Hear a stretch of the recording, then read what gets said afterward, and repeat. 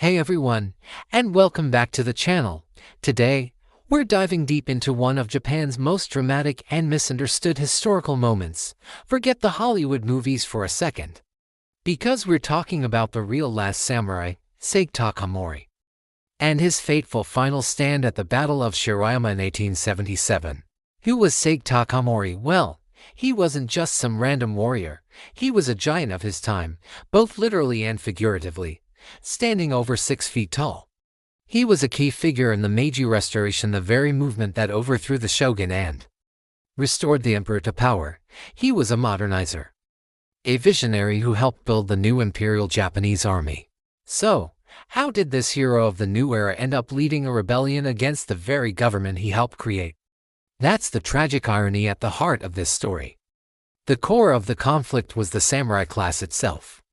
For centuries, they were the warrior elite, the heart and soul of Japan. But the new Meiji government saw them as an obstacle to modernization.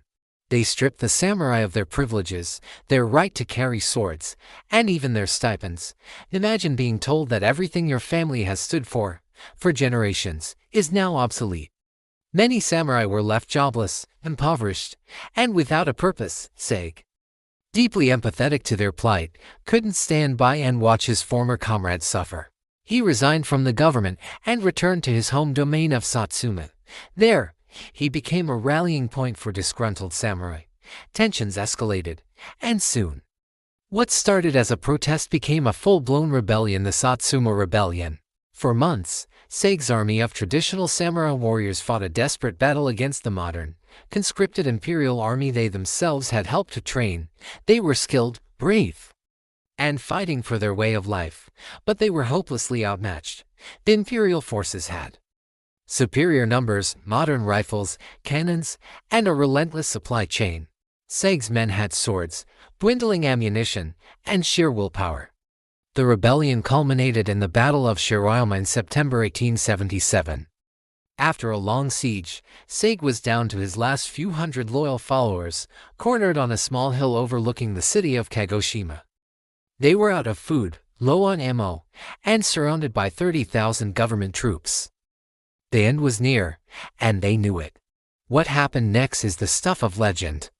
In the pre-dawn darkness, Saigō and his remaining samurai drew their katanas. Instead of surrendering, they launched one final, desperate charge downhill into the heart of the enemy lines. It was a suicide mission, a final act of defiance against a world that no longer had a place for them. They were met with a hail of bullets from Gatling guns and rifles. Saigō himself was struck by a bullet in the hip.